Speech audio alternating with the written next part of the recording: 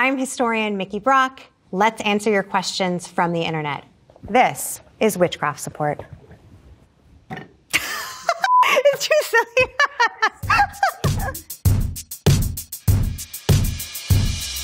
At Layla Likes Music. Can men be witches, or is it hashtag just for the girls? Yes, men can be witches. Anywhere between 75 and 80% of those accused of witchcraft were women. There were a few places where the majority of people accused of witchcraft were men. Russia, Estonia, Normandy, Iceland, but these were also places where the witch trials never boiled into a full-blown panic. A lot of the men who are accused of witchcraft are accused in moments where they are related to or in proximity to a woman who is accused of witchcraft. So their mother might have been accused, their sister, their aunt, their wife even. And that could bring them, in the minds of authorities, closer to the crime and could make them vulnerable to that allegation. There were also some men who ran afoul of traditional norms of masculinity. They might have used their power in a way that was deemed irrational. Men were supposed to be rational, the opposite of women who were irrational and emotional. These sorts of deviations from the norms of masculinity could make potentially someone more vulnerable. You may remember the case of Giles Corey. Giles Corey was made famous by Arthur Miller's play The Crucible, and he is the man in that story and in the actual history who was pressed to death after he was accused of witchcraft. That is to say, a slab of wood was laid on top of them, and then rock was placed, and rock was placed, and rock was placed until he was pressed to death into the earth. He had been accused of witchcraft after his wife, Martha Corey, had been accused. And the reason he was pressed to death like this is because he refused to enter a plea. And in English law, you had to enter a plea. Are you guilty or not guilty, right? This system lives on. But he wouldn't say anything. He held fast. And of course, very famously, and this may be apocryphal, we don't know for sure if he said this, but Arthur Miller said he did, Giles Corey's last words were defiantly, "More weight." Our next question is from Adam McIlveen. What better way is there to spend a Thursday morning than learning about methods of torture used on accused witches in Scotland? I too enjoy thinking about torture methods. We're talking about 90,000 people accused and about 50% of them executed. And torture was really key in order to get people convicted for witchcraft. And that's because when you think about witchcraft, it's a crime that's kind of unseen. It's secret, it's hidden, it's concealed. If you don't have eyewitnesses to the crime, then what you need is a confession. You need an individual to confess to meeting with the devil under the cover of night, using harmful magic to kill babies and harm crops and render men impotent. So the question might be, what sorts of torture methods did they use? If you're interested in Scotland, they really enjoyed the thumb screws. These little screws that tighten and tighten and tightened on your thumb. In some places, they were a little bit less gruesome, like the use of sleep deprivation, which was common in England in the 1640s.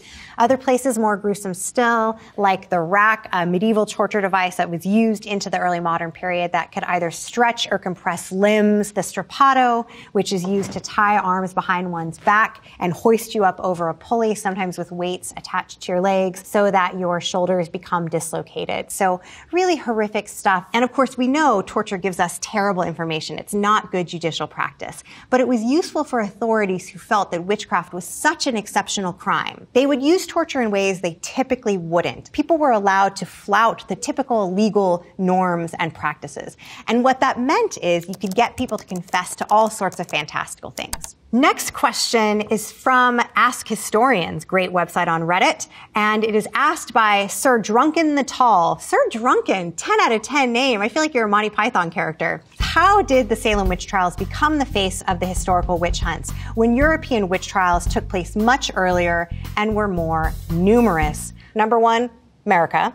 Right? The dominance, kind of the cultural imperialism of America has really brought the witch trials, Salem witch trials, to front of mind. And of course, Arthur Miller's play, The Crucible, which was performed on both sides of the Atlantic, is going to be part of that. I think Salem, too, is kind of shocking. It's late. Right? It's in the early 1690s. It happens in this Puritan colony that's often held up as this great example of the American experiment. And I think because it's so late, people think surely this is a time period when they have stopped hunting witches by the end of the 17th century, right? The 17th century is the heyday of the scientific revolution. We're talking about, Galileo and Isaac Newton and all of these things. So people see Salem as sort of a shock to the system, whereas potentially a 16th century witch trial seems more understandable. But I also want to say say that this idea that the witch hunts happened in the Middle Ages. They didn't. If you ever hear someone say witch hunting was a medieval phenomenon, it was not. The bulk of the witch hunts happened in the early modern period, that is to say the 16th and 17th century. Cora asks, were witches ever burned at the stake in the USA like they were in Britain? Actually, I'm going to go with no and no. They were hung in New England and in the colonies, and they were also hung in England. English common law treated witchcraft as a crime of sort of treason, an act against the state, an act against the church, and it wasn't treated as a heresy, so they weren't burned. They were just hung in England and the English colonies. In Scotland, they were strangled and then burned, and then in many places in continental Europe, they were straight up burned. So a nice range of execution methods we have there. Now we have a question from Phil Array. Why were the witch tests so deadly and dumb? Almost all the tests required the person to die, even if there was no proof that they were or not. So the witchcraft tests, these are variations on what people called in earlier periods the trial by ordeal. The idea that you could do a certain test, the most famous one that we tend to think of is the swim test, the dunking of witches, the throwing the women into water and seeing if they floated or not. People really thought divine providence was critical, it was crucial. So there was a lot of confidence that God would not let an innocent person die. And that belief was really strong. It underpinned the faith in these tests. Now let me say, actually the swim test, the throw her into a pond, as they do in Monty Python. There are ways of telling whether she is a witch. That isn't actually used as often as we're led to think by its prominence in popular culture, but it did happen. And it is an example, again, of that belief that humans were not alone in the world, and there were a lot of other forces that governed the application of justice and the rooting out of evildoers. Another excellent question from Reddit's History Forum, asked by Six Horrigoth. How is it that there were witch trials happening in different parts of the world around the same time? It's the printing press. You have the advent of the printing press in the 15th century, or at least the use of it and development of it in Europe. And that leads to the printing of these demonological texts that are being spread around. So the printing press allows stories of, say, witches in Scandinavia to be printed and read about in London or in Boston. And that's going to help create this sort of consistency in the Western notion of the witch. At Mike Queener, do witches really cast spells, or are their abilities limited to potions and stuff? Well, people believed that witches had a wide range of powers. They believed witches certainly could use potions, double, toil and trouble, right? Shakespeare's famous line. Probably the most gruesome thing that people imagined witches to do is people imagined that some witches might grind up or use parts of humans, especially parts of unbaptized infants, to make them into a paste, to make them into a potion, and anoint themselves in order to fly. If you've seen The Witch from 2015, you'll remember the scenes of the witch in the woods grinding something on the stone block and then sort of flying out and turning younger. That was envisioned to be parts of a baby, but it draws on older stereotypes about blood libel, heretics doing these sorts of horrible practices to children. And by labeling accused witches as killers of babies and even as cannibals, using the pestle and mortar to grind up some bones of babies, whatever, is a very surefire, quick way to dehumanize them and to demonize them. At Scott Daly 26 asks, has anyone watched The Witch? What an absolute shite horror film that is. Scott, my man, no. The Witch is a brilliant film. I think you just may be conditioned to people jumping out of corners and going, meow, and there's none of that in The Witch. Robert Eggers' The Witch, which came out in 2015, is, to my mind, and I'm just saying this, I'm just the expert, the best film about witchcraft ever made. It looks at a family in the 17th century in New England grappling with fears of witchcraft. And it is the perfect encapsulation, I think, of Puritan anxieties, of theology, of fears the Puritans had about whether or not they were elect, and of this sort of fever dream about witchcraft that so took hold of people's minds. When you watch the film The Witch, you get a real window into why the witch was so scary to people. It really helps us understand why people thought witches were deadly and a threat to their families, to their livelihoods, and to their communities. So I know Scott says it was shite. I don't think it was shite. I think it was great. 5 stars. How many stars are there? A lot of stars. All the stars. I have 2 scenes from The Witch that I really love. They also happen to be quite gruesome scenes. One is, of course, the scenes involving Black Phillip, who is the goat that belongs to the family. The goat is really sort of emblematic of many depictions that we have in popular culture and historically of the devil as this goat figure, which, of course, is, again, an inversion of the idea of the lamb, right? The Lamb of God, the black goat is an inversion of that. Of course, also a demonization of certain pagan rituals, ideas about Pan, whatnot. That's why the goat's often associated with Satan. But Black Phillip is a perfect devil.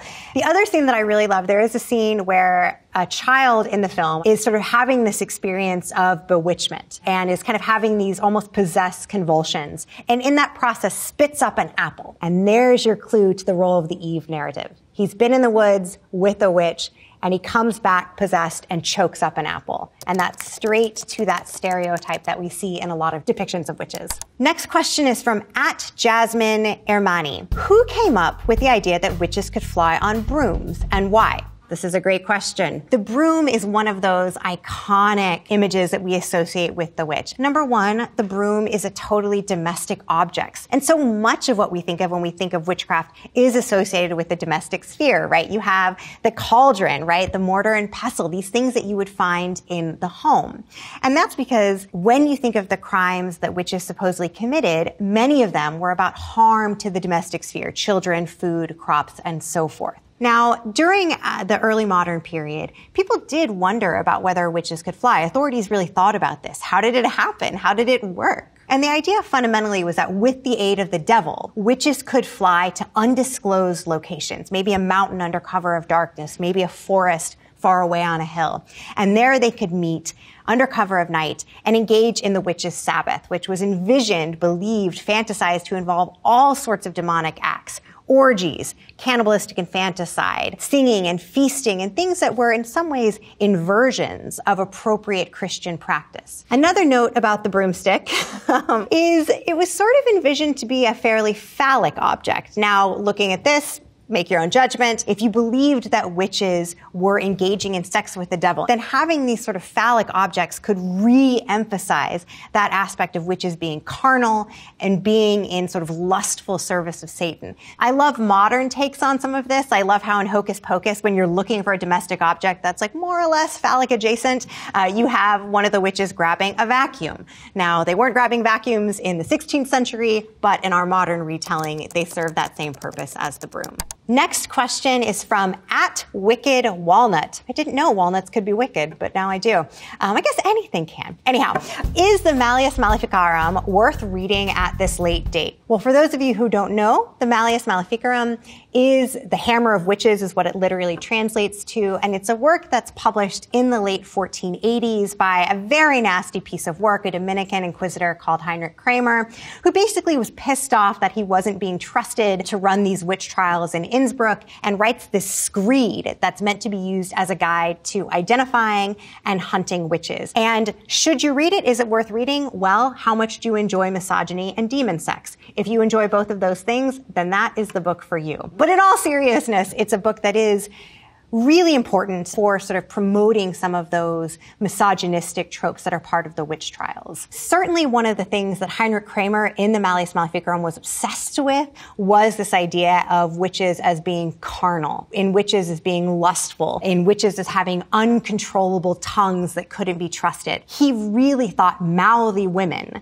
tended to be witches. So I can only imagine what he would have made of me and many of the women in my life. Sometimes my students ask me why the Malleus Maleficarum was so popular. Why was it translated so quickly into English? Why did it become so prevalent? And why today do we still think about it, right? If anybody knows a witchcraft book, that's what they know. And part of it is, I think, because the Malleus Maleficarum is at times quite illicit. It's quite pornographic. One of the most salacious, interesting folkloric stories in the Malleus Maleficarum is this story of this group of witches who were widely known, as he says, to be stealing men's members and taking them up to a tree and putting hiding them in the branches and feeding them corn, it gets a bit weird. And a man came to the tree and said, I've lost my member. I need my member. And the witches say, okay, you can choose yours from this tree, but do not take the biggest one, for that belongs to the village priest. I love that story because in some ways it combines folklore, but also with actual witch belief. People were really worried about witches causing impotency. There really was a case of witchcraft in the 17th century where a man supposedly lost his penis to a witch. And I tell this story to my students, and we actually read parts of the Malleus. I have to say, though, I teach my witch hunts class at 8 a.m., and a lot of them say that's too early for demon sex and penis trees, but, you know. Next question is from @Sundered Seas. Who is going to tell these people that the Salem witch trials were the result of mass hysteria from false accusations and not actual witches like the European witch hunts? So I don't think we should call this a mass hysteria. I think there are moments where we can think about it as panic, where things really go off the rails, accusations get made willy-nilly. But it wasn't a panic. This was a group of people who truly and genuinely feared witches. The sort of authorities that they looked to, clerics and judges, and of course the Bible, provided fodder for this. It says in Scripture, thou shalt not suffer a witch to live. It's scriptural. So the sources of authority suggested that witches had to be eradicated. And the worldview at the time, the belief system, meant that it was very rational to believe in witches. Think about it. Early modern life is hard. Right? We all live, by comparison, in homes with thousands of candles, and we have thousands of horses at our disposal if you have a car, and we never worry about what we're going to eat, and we have vaccines and all of those things. We don't have to work in the same way to find explanation for misfortune. And I think if you understand that, then you can't quite as easily dismiss the fears of witchcraft that were going on at the time period. Dr. Sandman 11 asks, why is witch hunting considered to be bad? They tried to eat some children in a gingerbread house that one time. Dr. Sandman, I love this question because it brings in one of the most prominent stereotypes that occurs not just actually in witch hunts, but in moral panics in general. And this is the fear of the specter of harm to children. The Hansel and Gretel story fundamentally is about these two innocent kids who just love candy, following the trail into a gingerbread house and then becoming a nice midnight snack, pop it in the oven, whatnot. What's the inversion of the good mother? Someone who harms children. Women are meant to give life to children, to nourish them. So the inversion of that, the inverse of that, the opposite of it, is this witch who harms them, who eats them even. And that's why you see harm to children in so many of these witchcraft cases. And that's not unusual to witch trials, right? Much of the stereotypes about Jewish communities early on are related to harm to children, to blood libel. You see it certainly in the communist scare, actually, this fear that communism could be spread to children. What about the children? You see it in the satanic panics of the 1980s, this fear of what's going on at pre-K and daycares and whatnot. So harm to children, I think, is one of those useful, movable fictions that people use as a way to articulate, to justify, and to demonize over the course of repeated moral panics that are still very much with us, I think. @WiseMuir40718. Why do witches always have such a nose in cartoon movies in Disney? Well, you see in some of these visual depictions of witches, including from the late 15th, 16th, and 17th centuries, of these sort of large appendages, large noses, things that mark them out from other members of the community. And of course, the large nose trope, which is actually more prominent in some later depictions than in the early modern period itself, comes from anti-Semitic stereotypes. There's very little new that's under the sun. So much about the witch trials is pulling from stereotypes from other moments of panic in European history. So if we watch this little clip about Snow White and the Seven Dwarfs, of that famous scene of the witch holding out the poisoned apple and offering it to Snow White. This is no ordinary apple. It's a magic wishing apple. And take a bite. I think we see some really prominent stereotypes that you can find in a number of the witch trials. First of all, the apple. If you see a woman with an apple, your brain should immediately go to Eve. Here is someone offering temptation, offering something that they shouldn't have access to. And of course, you have the witch in this scene. She's kind of an Eve figure, right? She's evil. She's been tempted by the devil. And then you have Snow White, who is, of course, virginal, pure, a very Mary figure, right? We are always sort of skirting within this Madonna, whore, Mary, Eve complex and how people envision the roles of women. And it was very hard if you were a woman in any period to be a Mary. So people were more likely, especially authorities, to think of you like an Eve. You also have in this scene, this famous scene of the witch holding the apple to Snow White, her wearing a dark cloak. That is kind of reminiscent of the way people envisioned heretics to meet under the cover of the night. And that large, cartoonishly anti-Semitic nose that you see in some of these depictions. At Bunsen Burner BMD asks, why do we associate cats with witches?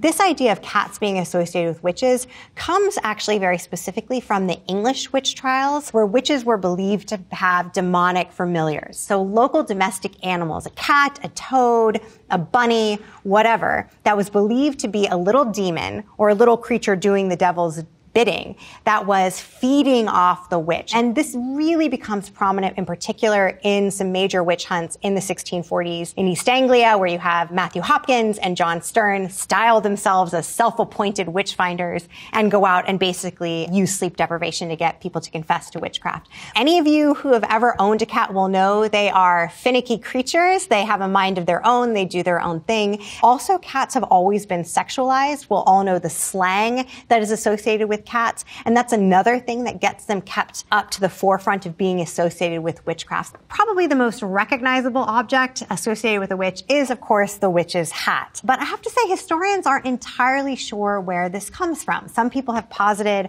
that it's related to kind of a exaggeration of the types of caps people would have worn during the time period. Maybe it has some anti-Semitic roots. Maybe it's just, frankly, a really good way to mark someone as different than others in society. But they do show up only rarely in pamphlets from and woodcuts from the time period, but they have certainly become dominant norms in today's society. So happy Halloween.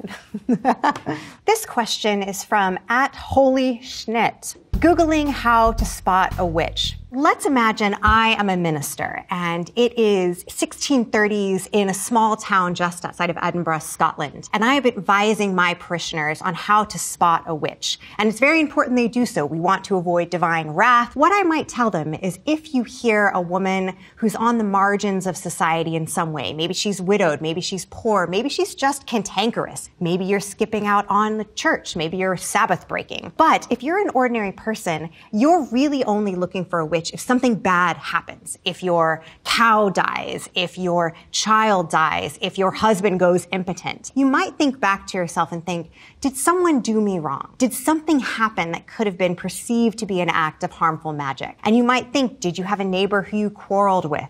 And did that neighbor fit the bill of someone who could be a witch? And that would help you identify who the witch was.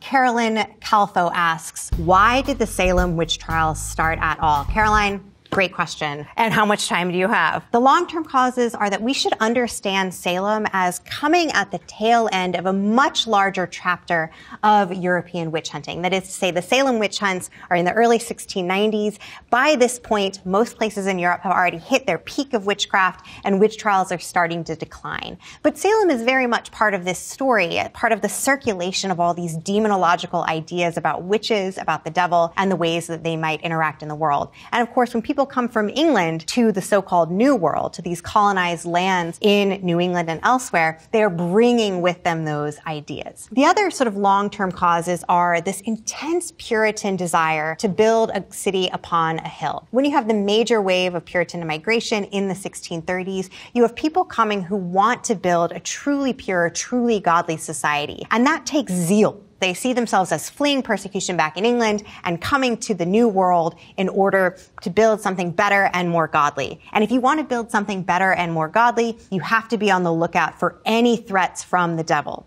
And for the Puritans who settled in Boston and beyond, they really saw themselves as under threat from a range of actors. They were colonizers, of course, so they were coming into conflict with local indigenous groups, and they are going in some ways to perceive indigenous peoples as being potential servants of the devil, and especially they think this after waves of frontier wars that took place in the middle and latter part of the 17th century. Short-term causes are there's so much communal feuding. There are debates among community members. There's a general sense of unrest and distrust of one's neighbors. A new minister has come to Salem a couple of years before the Salem witch trials, a guy called Samuel Parris, a real asshole. And he is certainly at the center of a lot of these witch trials. It's really in his home. He's the minister of the newly appointed Salem village, where the witchcraft symptoms start. So Samuel Parris, this diehard Puritan minister, he has a daughter, Betty Parris, and a niece, Abigail Williams. They're in his home. They're young, 9 and 11, and they start to experience symptoms of bewitchment and affliction. And that is what gets the witch trials going. They are the first of the afflicted girls, and it sort of spreads like wildfire from that. And that's partially because it serves the purpose of Samuel Parris. If this minister is trying to make his way in the world, if he is trying to sort of show himself as the godly emissary on earth, then of course the devil's going after him, right? This legitimizes his position. And I think we also have to ask the question of, why did these young girls perform bewitchment? Why did they think they were afflicted, or at least why did they manifest the symptoms of affliction? Odd contortions of the body, the speaking in strange voices, the writhing about, signs that we would typically associate with demonic possession. Why did they do this? Well, few people in Puritan society had less power, less of a say, less of a voice than young girls. They were told to be quiet. They were told to sit back. They were told to ask permission before speaking. They were told to obey their mother and father at all costs. And here is this moment where they take center stage. The spotlight is on them. And then you have the adults interpreting that for their own purposes in ways that spiral into the trials. Next question, and this is a good one, from @DreamOfDelphi. Do we believe that witch hunting was the result of actual witches or ergot poisoning? I think in some ways people want to believe that these girls were just low-key tripping, right, as a little light LSD action, and that maybe explains it, because that's easier to understand than thinking that people really believed in witches and were really fearful of them. When we read about people believing that witches were going to the Sabbath and having sex with the devil and committing cannibalistic infanticide and so on, we just find that beyond belief. We think, how did people actually think this was true? Surely the witch trials must have been about something else, social control, ergot poisoning, these sorts of things. But in reality, this was a serious belief in the time period. People genuinely believed in witches, and they genuinely believed that people who were guilty of witchcraft needed to be eradicated from the earth. And there's also no evidence that they were tripping on poisoned rye. That might have been a more exciting explanation, but the reason we know that's not true is because that would have been a lot of poisoned rye, of ergot poisoning going around. And the witch trials were not just in Salem. They took place from the late 15th century through to the early 18th century. That's tens of thousands of people accused, tens of thousands of people executed, and there's just not that much LSD bread. Claire asks a really common question. Anne Boleyn didn't actually have 6 fingers, did she? And I think what Claire in some ways is sort of asking is, was Anne Boleyn believed to be a witch? Did she have these signs of witchcraft or physical difference like 6 fingers that could mark her out? Well, Claire, she didn't actually have 6 fingers. There's no contemporary evidence of that. And actually, Anne Boleyn was never accused of witchcraft during the period of her life. She was not accused of witchcraft at the time of her downfall. She was accused of adultery. She was accused of incest, but she was never formally accused or tried as a witch. That stuff comes later when she was demonized by later writers in various ways. I will say, what caused Anne Boleyn's downfall is frankly that Henry VIII was a megalomaniac with authoritarian tendencies who used women, abused women, and wanted to get his rocks off with Jane Seymour, one of Anne Boleyn's ladies in waiting, and Anne Boleyn had not given him a male child. Hence, that's really what causes her downfall, but it was not an accusation of witchcraft. It's not really until the latter part of the 16th century where certain people start to think about Anne Boleyn, to think about her legacy, and in some cases to try to tarnish it. Elizabeth I is in power 1558 to 1603, first female queen of England in this way, has a tremendous amount of influence, and Anne Boleyn was her mother. So if you're an enemy, then trumping up charges or rumors really against Anne Boleyn is a way to do it. @OneWithTheFunk. A good name. How do you avoid being accused of witchcraft? Well, number one, have a penis. No, in all seriousness, there were about 20% of those accused of witchcraft who were men. But typically the probability was that most witches would be women, because a lot of the things that happened that were attributed to witchcraft, children dying, crops dying, someone getting poisoned, a husband getting impotent. A lot of those things happened in a really domestic space, right? Happened in the home, happened at the farm. And if you happen to be born a woman, you might want to really perform your good and godly behavior. Make sure you're going to church on time. Don't yell at any of your neighbors. Certainly don't curse out the minister or anybody in a position of authority. If you are engaged in any sort of neighborhood dispute, try to remove yourself from that, because it's really often these neighborhood quarrels that lead eventually to witchcraft allegations when something goes wrong. If you're in the midst of a witch panic, even if you do everything right, even if you're a man potentially, you could be accused. We often have this assumption that if you were accused of witchcraft in this period, and as I say, the 16th, 17th century, you would go from zero to being a witch to being executed.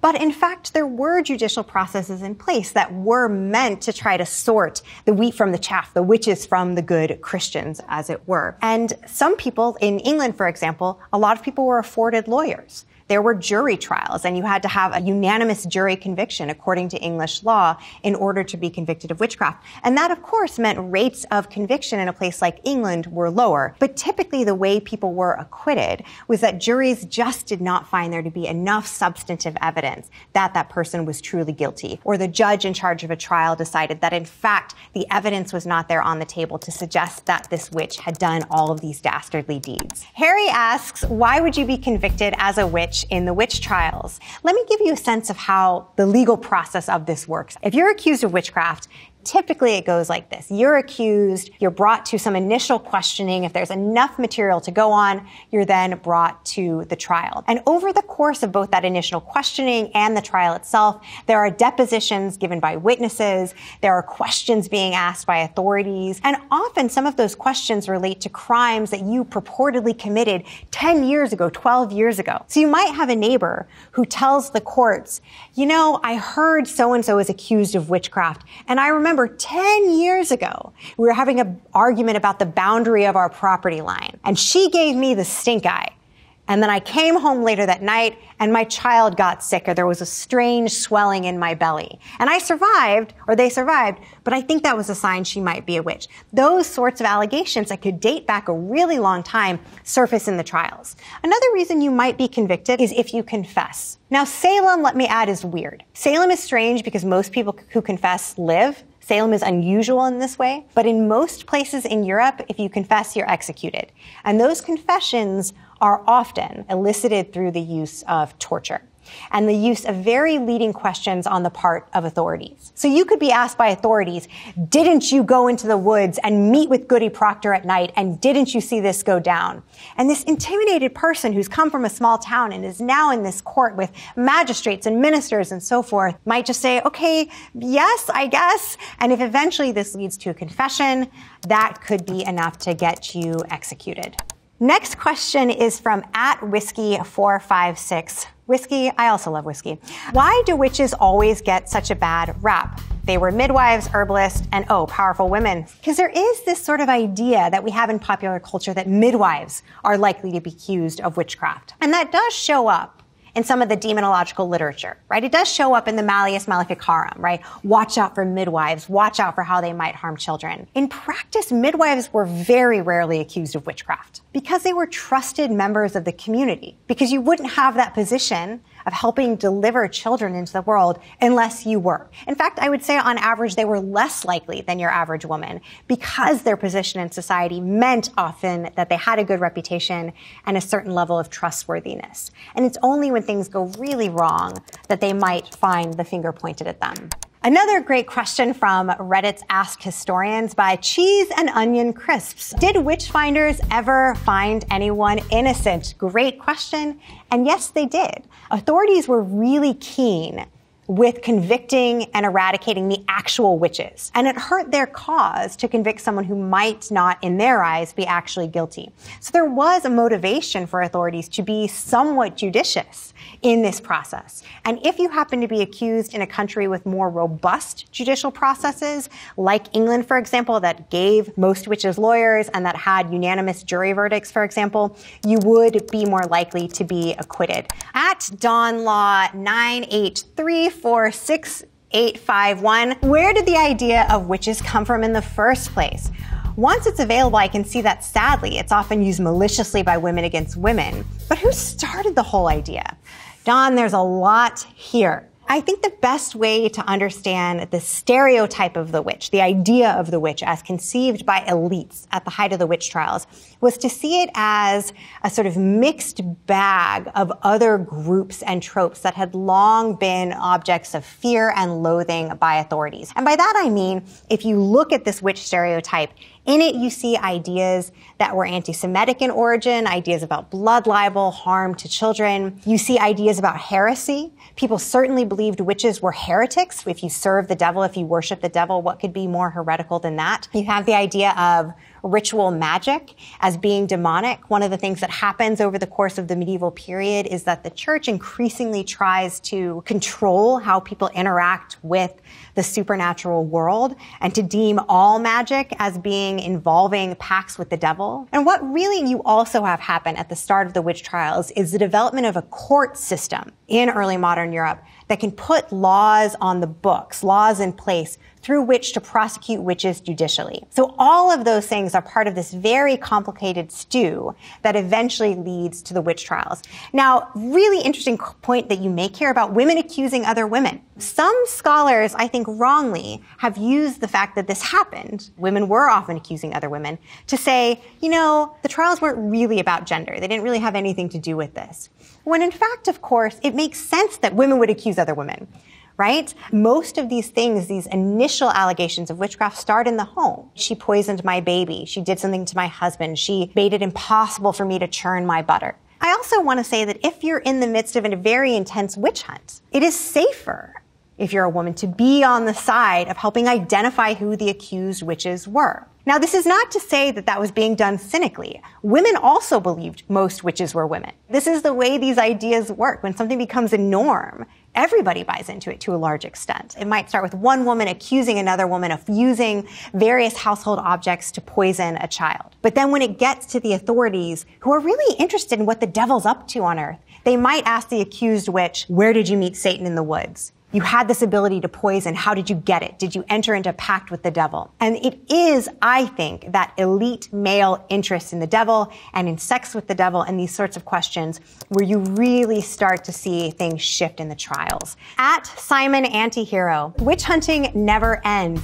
It doesn't. So if we're looking at the timeline of witch hunting, the last witches are formally tried in England in the 1680s. The last witches formally tried in Scotland in the 1720s, and even in Central Europe as late as the 1780s. People had questions about the realism and efficacy of the crime of witchcraft. Particularly authorities became skeptical of that, and laws were taken off the books in the 18th century. So witchcraft laws. So witchcraft, as we think of it historically, ended, but witch hunting hasn't ended. This tendency to demonize and dehumanize others and sort of associate them with very old and dangerous tropes persist in really profound ways. At Meg D. West asks, apparently I've never seen Hocus Pocus.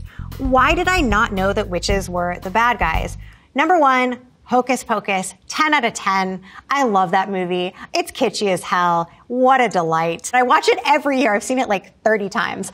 But why did I not know witches were the bad guys? Well, that's, a really interesting point. It sort of raises the question for us of if in the pre-modern period people were scared of witches, they thought they were evil, servants to Satan, deadly.